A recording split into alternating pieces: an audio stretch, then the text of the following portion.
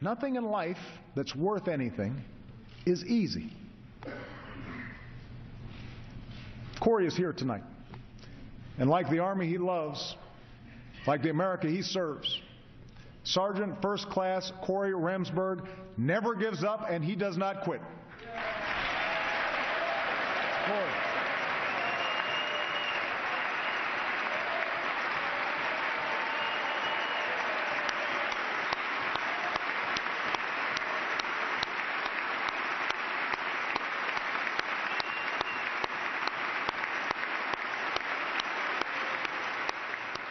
It was the longest, it was the loudest, and the greatest applause of the night. And it was not for President Obama. Instead, the nearly 2-minute standing ovation and applause was in honor of Army Ranger Corey Remsburg, who is recovering from injuries from his 10th deployment. I was in the room.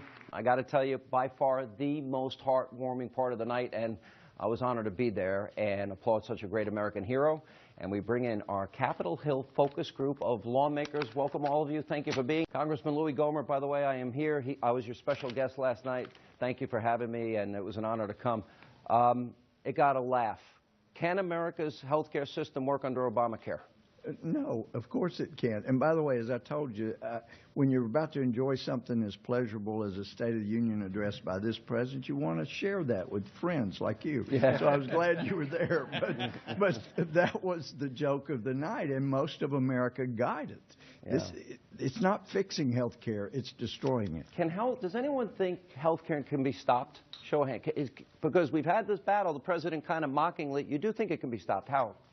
It's going to be stopped when the American people rise up, but also as Democrats understand that they can't get reelected if they're going to continue to defend Obamacare. That'll be the signal that we can undo Obamacare. And it's the money. Yeah. As people realize how much it's costing, they're losing. And it really does all go back to the pocketbook. And you're actually getting less people insured than before. The whole premise falls apart, and then you start paying for it. The American people aren't stupid. They'll get it. Congressman Chaffetz, we made specific promises. If you like your care, keep your plan. If you like your doctor, keep your doctors. You got to $500 per family per year, none of which is happening. But yet, it's still the law of the land. And the president mocked a lot of you in this room tonight. If I say, we can't be voting 40-some-odd times to repeal, what's the best path towards repeal? Look, the fundamental problem with this president is what he says and what he does are two different things. I've sat through 6 State of the Unions from this president. Best news is there's only 2 more left. But look, we have got to hold the line. We've got to keep reminding people time after time after time what the president said, what he's doing. It's a lie. It's not true. It's not going to fix this. And America will hopefully wake up. Is it going to take the pain and the realization of higher premiums, losing your doctor, losing your care? Congresswoman, I know very early on, you were part of the repeal effort. Hasn't happened. You have you guys are in charge in the House, but not the Senate. You don't have the executive branch. So how do you do it? Well, I just want to give the American people hope that there are members of Congress here that aren't going to give up. We're going to stay on the repeal train because that's hurting Americans. We want health care to be better, and we want people's lives to be better. My guest last night was a young female physician who wrote me last month and said, let me tell you how patient care has changed under Obamacare. I used to spend 90% of my time in patient care. Today it's 50% of my time, and 50% of my time I'm filling out paperwork, so that's hurting patients and it's hurting jobs in America. That's why she came. So because this is so bad, it's not reflective of what American health care is like, I know we're going to get rid of it. But with that said, Congressman Sessions, there seems to be a divide among Republicans. The words we use are establishment and Tea Party. And it seems like there's a push on each side, and the Tea Party wants to push hard, and they want to fight on every issue. There seems to be a strategy evolving, though, among leadership that maybe we ought to just coast to the election, and Obamacare is going to help us keep the House and maybe get us a Senate. Is there a divide? Well, look, what we're after is to win the Senate and win back the House. The reason why we've made the progress that we have is exactly of the men and women that are in this room today. We hold the majority. The divide comes when people are not exactly sure what the truth is. And the truth is we have held President Obama accountable. Over 40 votes. We've repealed over $80 billion worth of Obamacare up to now. But it takes us to have the Senate to where then we can sustain a filibuster. Then we can let me ask you about sustain that. the things that are our agenda, and Let's then say we can win. let's say we get the Senate. All right, so then we're told if the Republicans get the Senate, then we'll really be able to make change. Barack Obama's still president for 2 years. Well, then is the argument going to be, well, just give us until January 2017? Because I don't know, with $17 trillion in debt, $90 trillion in unfunded liabilities, and 50 million Americans on food stamps, if we can wait that long. Well, the bottom line is that we're in 2014 and we're at 2008 spending levels for discretionary dollars. Next year we'll be in 2015 and we'll be back to 2007 levels. Still $1 trillion in debt? Well, Still $1 trillion deficit? but you've got to reduce government spending. To be in 2016 and have 2006 discretionary spending levels is a victory, and that's what we told the American people we do. Now give us a Senate, and we can make more progress. Congressman Burgess, you're from the great state of Texas. I talked to your governor. You're going to have a $13 billion surplus when you guys get back in session. You're in I guess, 2015. But you don't even have a state income tax. No. How are you able to accomplish that in Texas? Well, it's just never happened, and the people will not allow it. They won't elect anyone who would be for it. That's why it's on top of my list, because I'm not loved in New York anymore. That's exactly right. You might have heard about that. And I'm telling you, the gates are open wide for you to move to North Texas. We'd love to have you. You know, when the president talked about his job creation and plan, I was thinking the whole time, why don't you say God bless Texas? Because without Texas, your job creation is zip. Yeah. You're from the great state of Wisconsin. Your governor, Republican governor, put in conservative principles, faced a recall. He had a huge, massive deficit. He's got a surplus. He's giving it back to the people of your state. $1 billion tax breaks now going to middle-class Wisconsin families. If you don't want to go to Texas, you can come to Wisconsin. But listen, I think the big Any issue, other bidding going on here? But on Obamacare, I think it's important that we're honest with the American people. If we're going to repeal it, we have to win elections. We're not going to be able to repeal it while we don't have the Senate. And we shut the... But even if you have the Senate, you think you can repeal it? Well, listen, we can put pressure on the president. No, listen, Harry Reid is stopping our bills. Let's put them on the president's desk. But one other thing, the president shut down the government. Would ever say that? No, but listen, we're going to start to put pressure on him. But listen, we got to be realists too. The president shut down the government in October. That's not what Speaker Boehner said. Jay Leno. Funding stopped, right? Right. But Obamacare continued to roll out because they set it up to put the funding mechanism in mandatory spending. So we have to change the law if we're going to be effective. And just one more point on the speech, Sean. The president's trying to be compassionate and reach out to middle-class Americans. He was talking about people who had lost their health insurance before Obamacare. He failed to mention all the people who have lost their health care because of Obamacare, and that was a problem. That's millions. All right, we got to take a break. We're going to come back, and we'll have much more with our focus groups of lawmakers, also including tonight their answers to your questions that you have been posting on Facebook and Twitter. And then later, I got the opportunity to see it all firsthand here in D.C., and I'm going to share all of that, a rare behind-the-scenes look at my State of the Union experience, including a once-in-a-lifetime dinner with some very special Duck Dynasty guests. That's all coming up.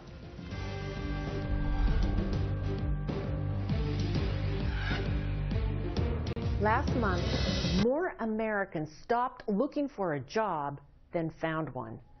Too many people are falling further and further behind because right now, the president's policies are making people's lives harder. Republicans have plans to close the gap. Plans that will focus on jobs first, without more spending, government bailouts, and red tape. Every day, we're working to expand our economy. One manufacturing job, nursing degree, and small business at a time. All right, that was Washington Congresswoman Cathy McMorris Rodgers delivering the Republican response to the President's State of the Union last night. And for some more GOP reaction, we turn it over once again to our panel of lawmakers. They were also at the State of the Union. Congresswoman Blackburn, Tennessee, good to see you.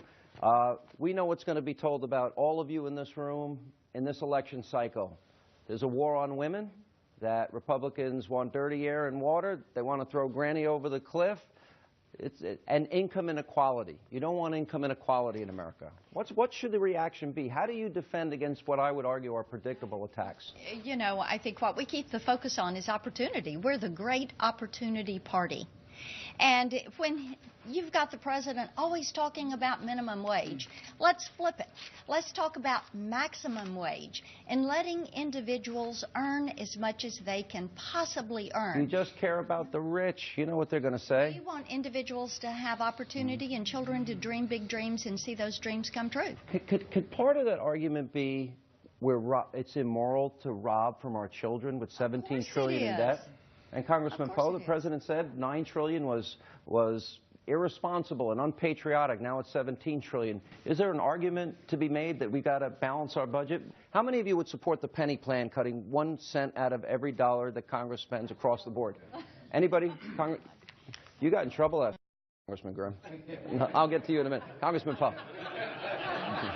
I won't comment on that, but certainly when the president is not living in America. Yeah. He says one thing, and that's not the America he's talking about. The reason the economy's bad is because of his unilateral decision-making of issuing edicts from the White House, ignoring Congress, going his own way, becoming like Burger King, trying to have it his way without following the Constitution, which to him is just a mere suggestion. He's not living in America. He's saying things that are absurd. And, of course, the debt. He has helped create that debt, and now he wants to blame other people, the Republicans, for it. There are two great moments in the conservative movement, Ronald Reagan and the contract with America. Is there time, Congressman, for a 5-item contract? The penny plan, energy, we'll be drilling, health care savings accounts, run down secure the border. Well, I think there is. In fact, I think the reason we took control of Congress in the 90s was in the fog of government. Republicans set up a beacon, a light, where if you believe in these principles, come this direction and it worked. I think it's time for that again. And on the economy, look, spending cuts will get us about halfway back to a balanced budget. We need a strong economy. And I'll tell you, last night the starkest difference was when the president talked about tax reform. He wants to close tax loopholes to spend more. Republicans want to close tax loopholes to lower rates for everybody. Said two things. Huge difference. But, and I'll go to you, Congressman, if I can, up in the top, Congressman Salmon. Two things come to my mind. One is you got to spend less, and the second thing is I see the success that we're talking about in Midland, Texas, unemployment 3%, North Dakota it's 2.6%. People are getting $100,000 a year jobs, and the growth's amazing. And last night the president was taking credit for the fact that we have so much oil and natural gas. I got a news flash. It happened in spite of him, not because of him. That drilling isn't happening on public lands. It's all happening on private lands. And it's not happening because he's letting it happen. It's happening because we have entrepreneurs that are making it happen. And they're paying $5,000 signing bonuses at McDonald's. Leases are down 50% under the president, right? I'm sorry? Leases down 50%? Absolutely. Right? Absolutely. Yeah. And the offshore drilling has all but gone away. If we really want to jumpstart this economy again, let's unleash this engine and start going after our oil and gas, and I'll tell you, it'll rise our economy like nothing else. How as a party can you all unite and maybe get behind 5 items? Is that a good idea? Absolutely. Maybe? Agreed? Hands, show of hands? But I don't see that. Why, Congressman Grimm, why are we not seeing a united party saying, elect us, we're going to do A, B, C, D, E, and F? Yeah, I think part of it is just a little frustration.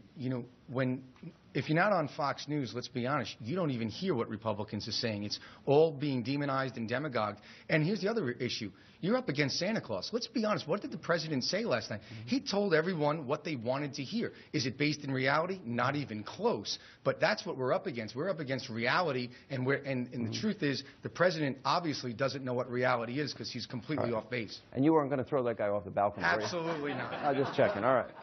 You're a New Yorker, right? I like you. Glad to hear that. All right. Coming up next, we're going to take you behind the scenes of my State of the Union experience. We have exclusive photos from my entire day in D.C. and details you don't want to miss, including my dinner with the stars of Duck Dynasty, which was a lot of fun. But first, our panel of lawmakers, they're going to answer some of your questions that you've been sending us and posting on Facebook and Twitter all day. That's all straight ahead as Hannity from D.C. continues.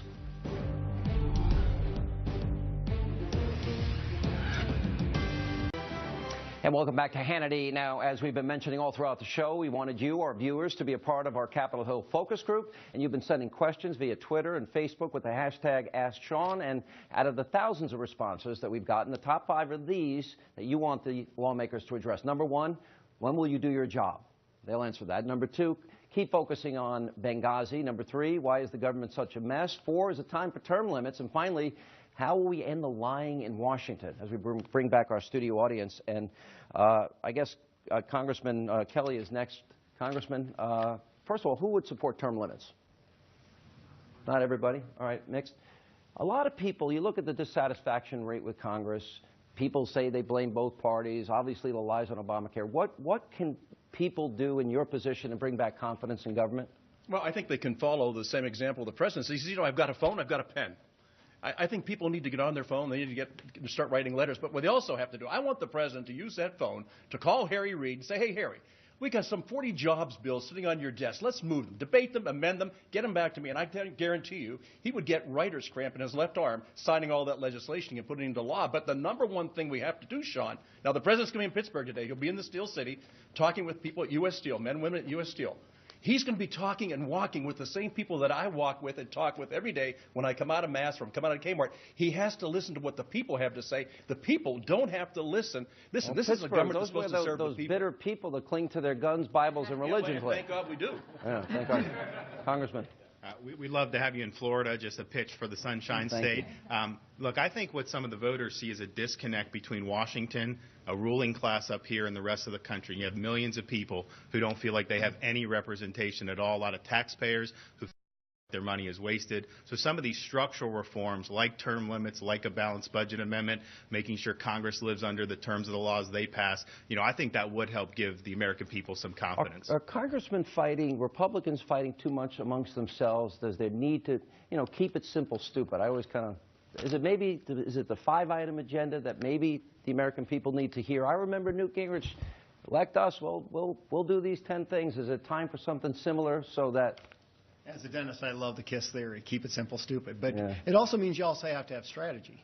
And America doesn't believe that Washington, D.C. is held to the same standard as they are.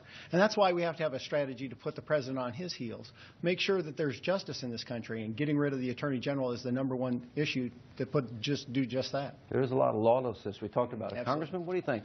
Well, I think many of us are doing our jobs. We're fighting to protect the Constitution and create jobs. And the big sea change that happened last night was, Jason mentioned, many of us have sat through 6 State of the Unions, but it's not what we heard last night. The big thing last night was the disconnect the American people felt between what this president said and the fact that only 1/3 of Americans last night felt they were better off last night than they were when the president was elected. Yeah.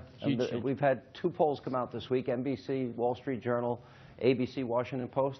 Congressman, how do we bring confidence back in Washington? I would think a lot of it is rooted in creating jobs and getting a balanced budget, no? Well, I think that's right. And we need job creation strategies and policies. But it's very hard to legislate in divided government with a president who won't work with us, a Senate that won't work with us on time-tested methods of getting good policies in place to create jobs, energy, trade policy, opening new markets, things like that, rolling back the regulatory state. But the one thing we can do in divided government is oversight. Cast sunshine on these really awful policies. Really dig. Work hard. Jason's doing that. We've been doing on Ways and Means with the IRS. Devin has been working on Benghazi. Those are the kind of things we need to be doing. I want to make sure I get everybody. Congresswoman, what if the president follows through on his threat on executive orders? Well, we need to make sure that doesn't happen. He needs to, instead of going around Congress, he needs to work with Congress. And I think it's really important. And most Americans know what we are against. We are against the president's policies for this nation. But I think it's important for all of us in this room to articulate what we're for. And I think laying out the differences, the better alternatives we have for energy, for taxes. Congressman, we got to get you 2 guys in. Sean, let me say what wasn't said last night. So the ranger that served 10 tours fighting al-Qaeda got the longest ovation. Not one mention of al-Qaeda. And al-Qaeda is stronger today than they ever have been. Interesting. Last word, Congressman. Well, my biggest takeaway from last night was that when it comes to health care, the president, he admitted, there was an admission that his plan wasn't working. because you can't fix something that's That's already why you working. all laughed? That was an admission. But the second point was the laughter and how the president mocked the American people who are going through so much pain and suffering. It is a real issue in the homes of the families that were watching last night. And he just laughed, and he created laughter about an issue that is so personal to the American people who have lost their insurance. It's not funny for the 6 million people that don't have insurance anymore, and he said you'd be able to keep the plan. I hope you guys can unite behind 5 strong issues and help change the country. Thank you all for coming. Appreciate it. And the American people I know do as well. It's great to hear from all of you. Thank you all. Now, when we come back, I'll take you behind the scenes with some of the photos that I snapped during my first trip to the State of the Union. I'll share all the details with you and some final comments coming up next.